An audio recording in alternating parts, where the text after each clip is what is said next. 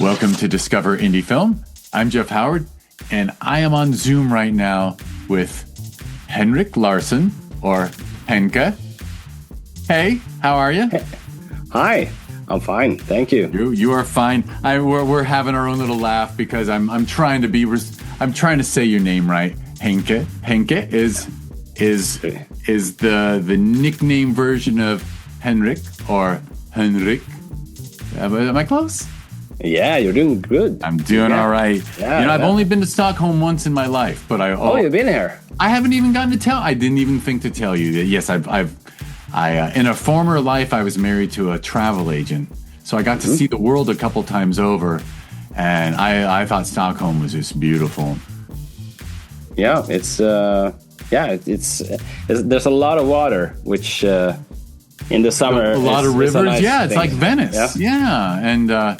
And I'll just say this for everyone who, I guess this is, I'm about to use the term dumb Americans, but for all my American friends, just know that one thing I can tell you about Stockholm is it's a multicultural, multiracial city where I saw people from all over the world. I met a cab driver from Africa, from Eritrea. Like people think of Scandinavia as a homogenous world. No, it's a metropolitan, cosmopolitan city with people from all around. It was just, I really enjoyed Stockholm. Cool. Is it long ago? Yeah, probably around 2011, 2012. Mm-hmm. So yeah, a little after you shot, but all right. So thank you everyone for continuing to listen to me ramble about Stockholm. Henke, so the reason we're on this podcast is that your film, Pierre West, was an official selection at Filmvasion Los Angeles in June of 2025. It took home a couple of awards, and it is, I'm just going to say, it is going to be part of the Sherman Oaks Film Festival this December. So in a few months, it'll be on screen again in Los Angeles, and hopefully you'll be able to make it. Lord knows travel is difficult. And if you want to learn more about Henke and that film, listen to the podcast before this one, and you'll hear a really fun conversation all about film and filmmaking and an incredibly unique film. The one thing I don't think is a spoiler to say about Pierre West is that it's a film that was shot in 2007 and then again in 2024. Additional stuff was shot, and it's just a really special experience that audiences around the world are really enjoying, which is wonderful. But this podcast, you're going to answer the 4 questions, as I call them, which means you're going to name 3 films that you love, name a film you consider underrated, name a film you consider overrated, and name a lesser-known film that people should seek out.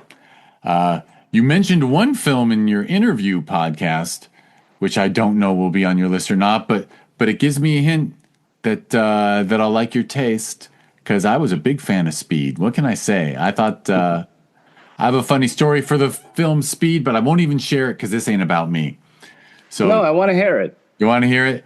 I was playing basketball with friends in the afternoon, and we had tickets to see Speed that night.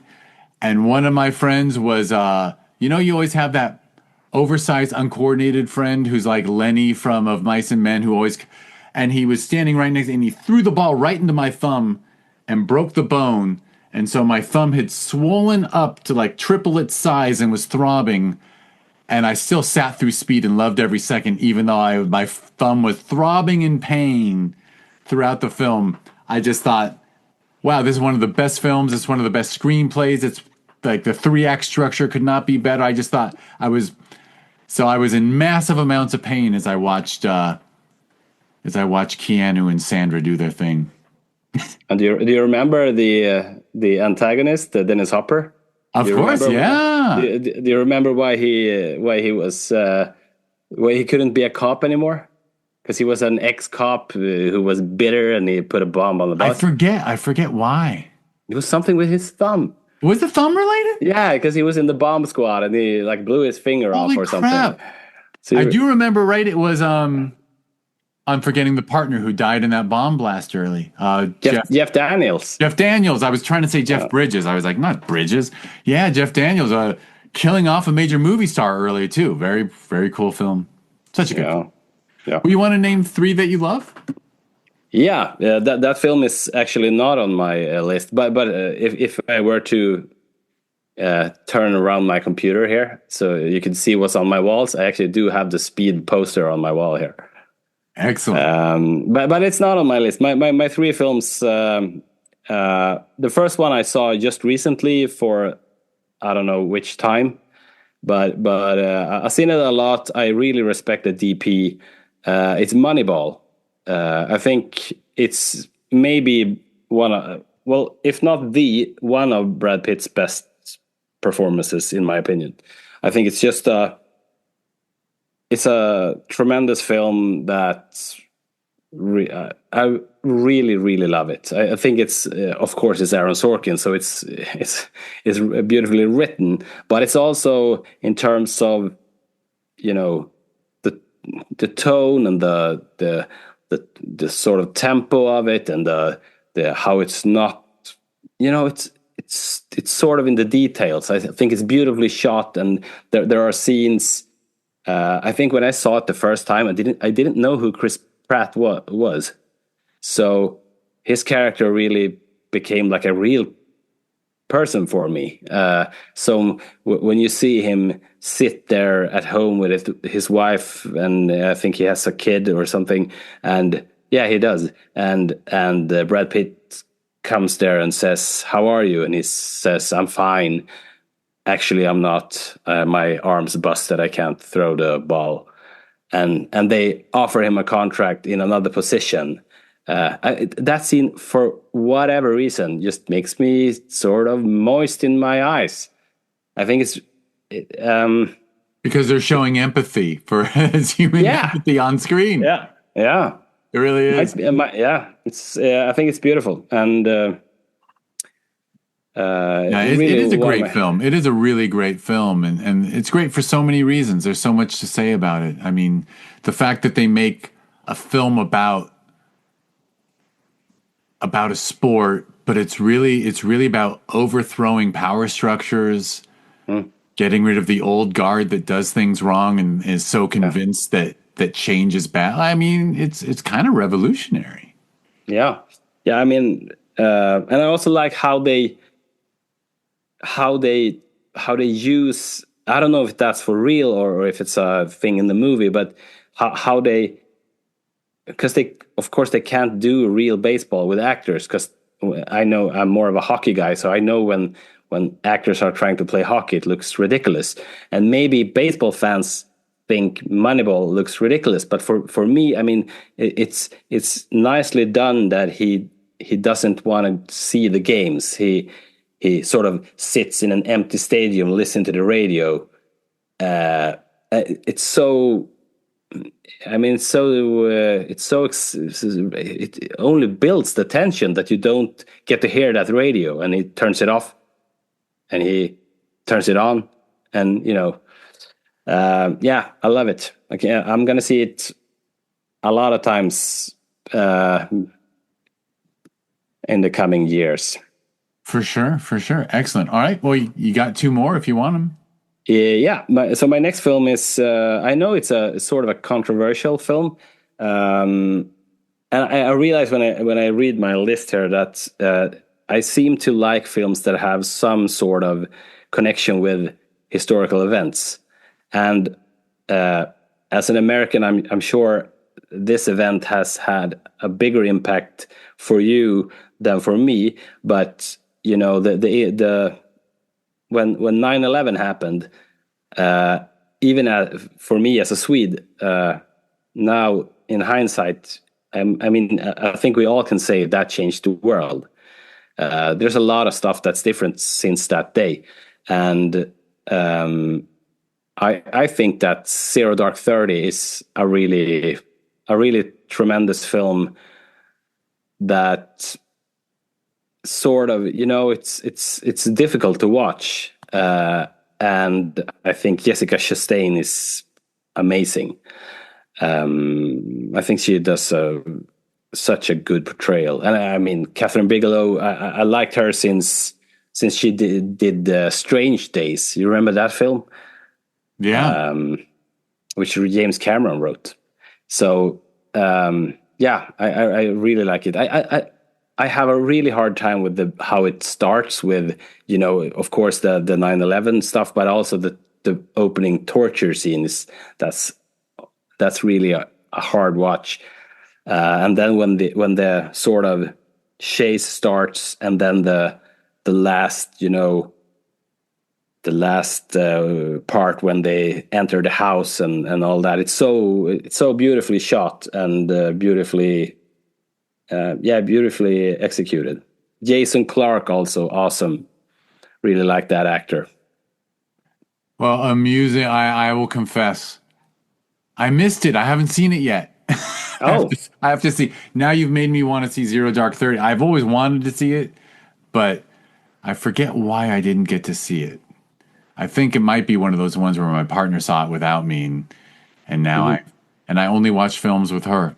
Go figure. All right. Well, anyway, okay. see it in a good see it in a good way, because I think I saw it not so good the first time, and the last third of the film is really like there's no light.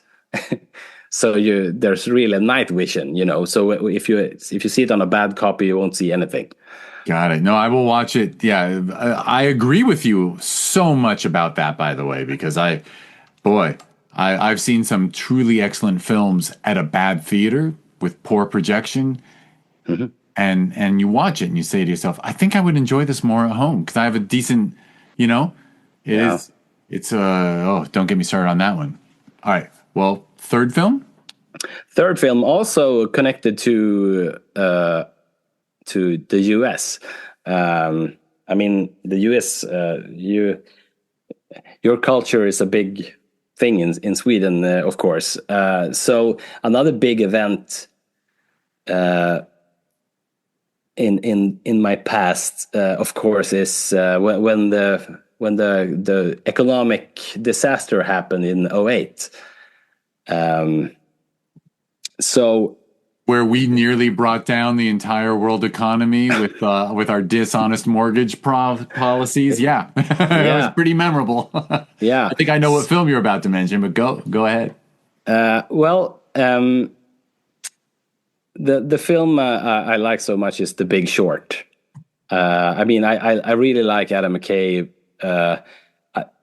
Honestly, I think maybe The Big Short is his best film. He did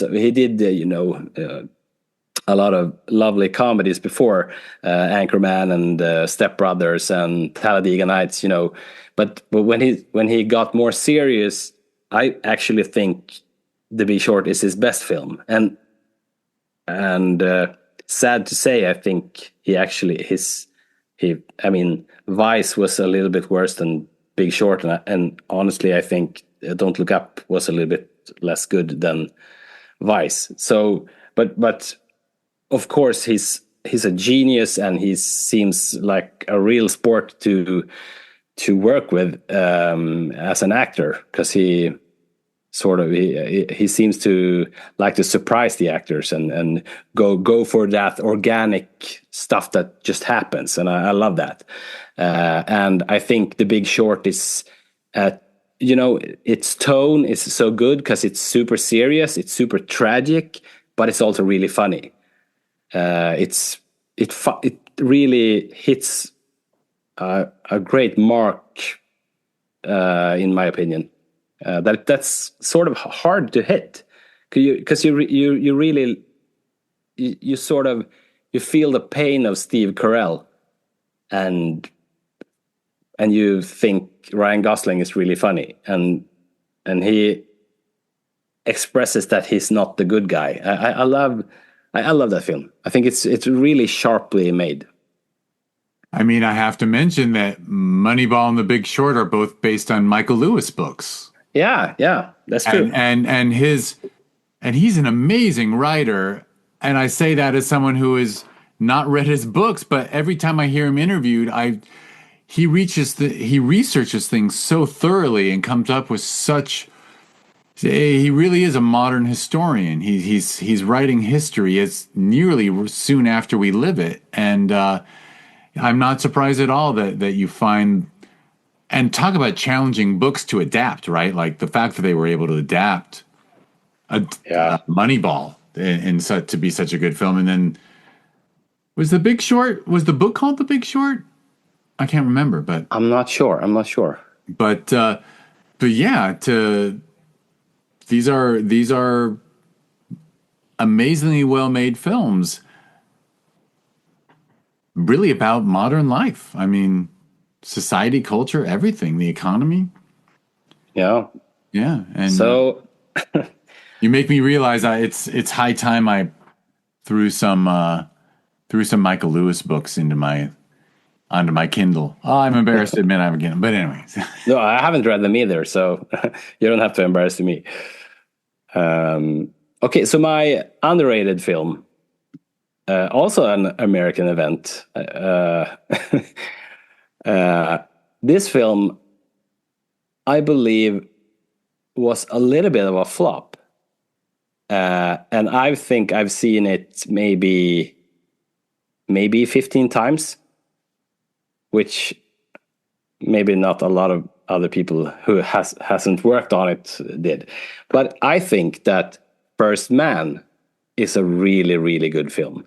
I think Damien Chazelle is a really great director. I think there are some elements of that film that sort of what we were talking about on the other podcast about shooting stuff that's drama, but shooting it like documentary to achieve that authentic effect.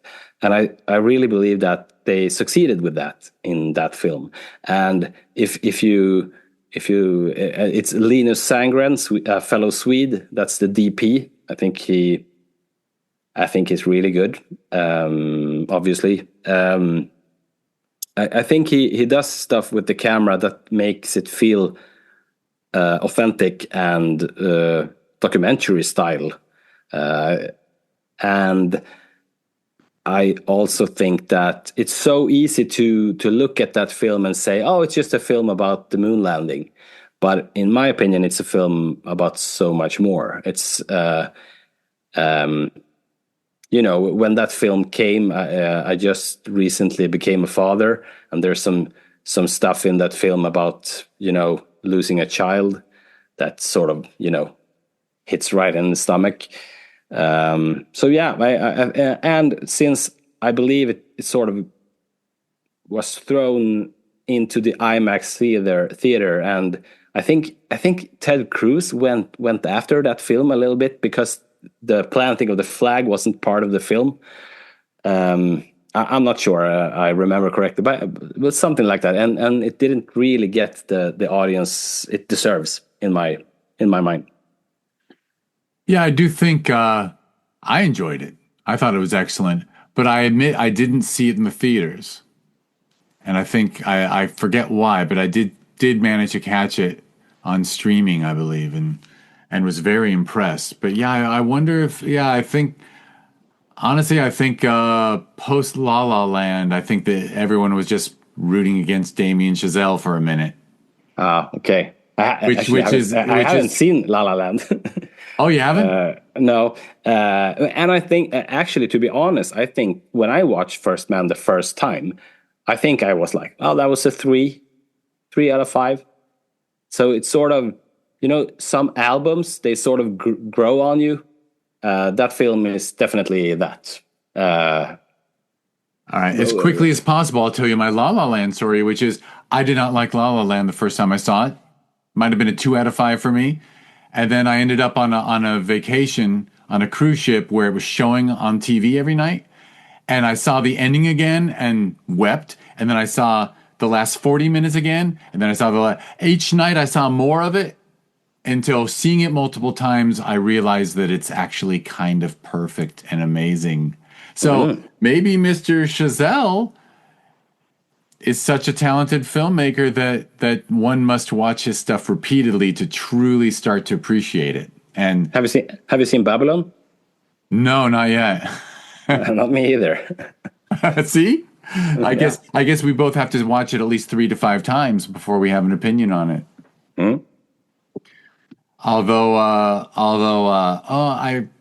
what do you call it? Whiplash. You only have to see Whiplash once. You gotta love Whiplash awesome. From the get-go. Yeah. That was awesome. All right. Well, do you want to answer number 3, which is a film that you feel is overrated?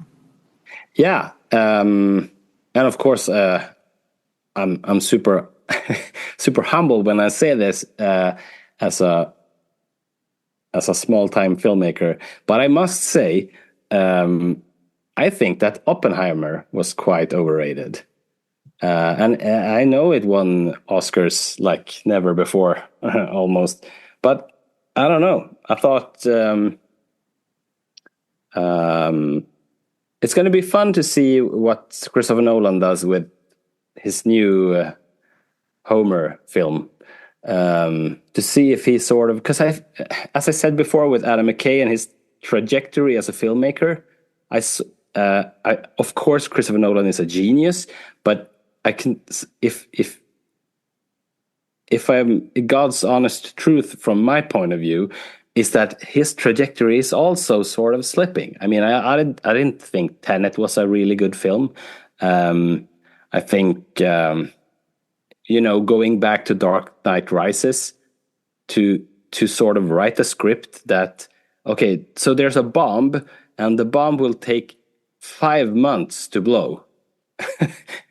And to sort of to accept that idea and say, oh, that's a good idea. Let's base it on that.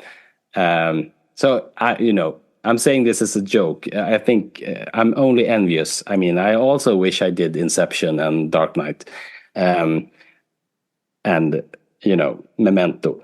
But I have to say that I think Oppenheimer was 3 out of 5 tops. After the big bomb, after that film was, what we talked about what you said about music in the last podcast. I felt that during, and it's a Swede who did the music, but in the quite still courtroom scene, the music is like, okay, let's put it to 11, which make it sort of, it certainly isn't documentary style. No, it's very. It's funny. I certainly agree with you. I mean, I actually really enjoyed Oppenheimer, but I can't tell you. I think I might have seen it, kind of late in its run. So I'd had enough people tell me that they were disappointed that when I finally saw, right, it's the expectations game. If you go in thinking, oh my God, we could have another Inception on our hands, then you're disappointed. If you go in thinking, oh, we got another Tenet coming, then you're like, oh, this one was pretty good. So it is. Yeah. The expectations game is always in effect, but it is. Look, like you said, Christopher Nolan has given us some amazing work. Yeah. And definitely. I've had people tell me their favorite film is Interstellar. I've had people tell me that that's their overrated. He just keeps cranking them out. I wonder if he makes too many films. I don't know. But anyway, sometimes I don't know. All right. Well, one last question. I guess you know it. Yeah, the lesser known one. So back to the American economy. I think that there's a beautiful film that maybe it has gotten sort of a cult, sort of a second life. I'm not sure, but when I found it and watched it, I was like, no one knows about this film, and I think it's a really good little gem, and it's Margin Call from J.C. Chandor, who later did that All Is Lost with Robert Redford, and so there's basically a film about a guy working at a bank who gets fired. I can't remember the actor's name. Steven something. And just before he leaves the bank, because he gets thrown out of there because of security and stuff, he sort of gives a USB stick to one of his colleagues and says, "I was working on something, I couldn't figure it out. Please look at this." And he puts it into his computer, and they realize, "Oh my God! Tomorrow, when the stock market opens, we're toast." So they basically spend one night prepping for a disaster. And I grew up watching 24. And now I'm watching The Pit. I've always liked, those stories where it's sort of in the present moment. You sort of spend a short amount of time. I loved Gravity. Yeah, like crisis management. Like in the moment, this crisis, it's a life or death situation in a way. Yeah. So maybe there's not the films with the most depth, but the presence is oftentimes. It's rewarding that way, and I think that film it has a lot of scenes that has some really good acting in them. I mean, Demi Moore and I can't remember his name now, but Jeremy Irons. Jeremy Irons does some really good scenes, and Kevin Spacey. I don't know if you're supposed to. He's sort of out of it now, but he's actually quite good in it. I know his acting and his behavior when he's not on camera. Yeah. I understand why people don't want to hire him anymore, but the work that he's done, we can respect. Yeah. Just don't respect the person. Yeah. Yeah, no, and Jeremy Irons, every time I see him, I'm like, why isn't he in every film? There should just be a rule, like, there's certain actors, Gary Oldman, Jeremy Irons, I don't know, maybe half the population of the UK. I don't know, but for some reason, these people are just so. Every time you see them on camera, you're just like, that's a movie star. I don't know. Yeah. Have you seen Morning Call? I don't think so. Okay. So now I gotta add that to my list, and I'll add. I had a thought. There's just a little commentary on your list again, which is, from Moneyball to The Big Short to Margin Call. Well, not Moneyball, but certainly Big Short and Margin Call. These are thrillers that are really based upon, instead of like the thrill ride is a monster or, a tidal wave or a natural event. These are human-made real crises. Yeah. Yeah. And people dealing with it's a whole different kind of thriller, but it's like a realistic thriller, because we're living these moments all the damn time. Yeah. I mean, I know that the Avengers and Marvels and Batman's I actually do like Batman, but the Marvel universe, I have very little clue about that, because I'm not gonna say anything bad, but there are other films that interest me more. Well, yeah, superhero stories are one thing, but one bad guy from outer space wanting to snap his fingers and eliminate half the universe's population to do away with food shortages, which I always laugh about the fact that he could have snapped and doubled the food. Could have doubled the food instead of killing half the living creatures. I don't know, but that's a safe threat, right? But the actual threat,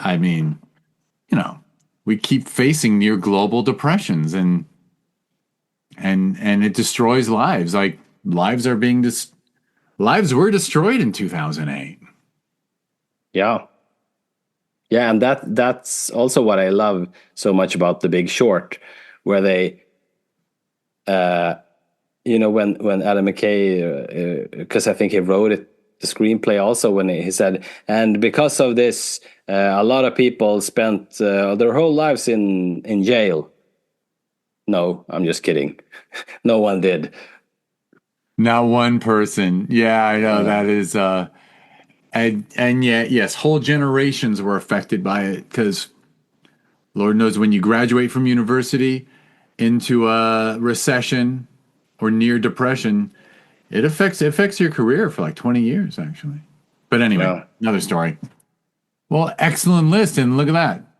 See, now I definitely have to watch Margin Call and Zero Dark 30.